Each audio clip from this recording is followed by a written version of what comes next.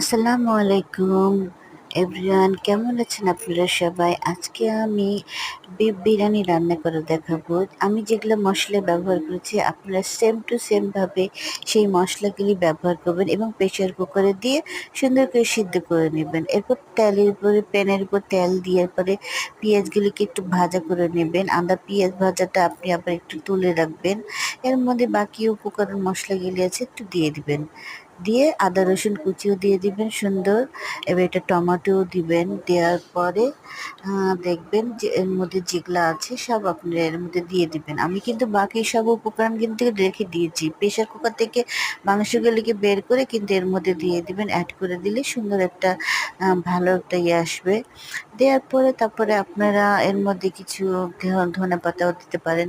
তারপরে স্টক করা পানি, যেটা আমি গরুর গোশত দিয়ে করেছিলাম, তারপরে এর মধ্যে চালটা আমি অ্যাড করে দিলাম, দিয়ে একটু ভালো করে করে নিলাম, দিয়ে একটু ঢেকে দিব। ঢেকে দেওয়ার পরে একটু ইয়ে হয়ে গেলে তখন আবার আমি একটু ওর মধ্যে ইয়ে করে দিব, বেরেস্তা দিয়ে দিব।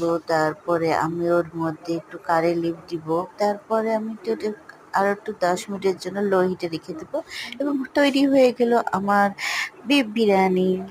আল্লাহ হাফেজ।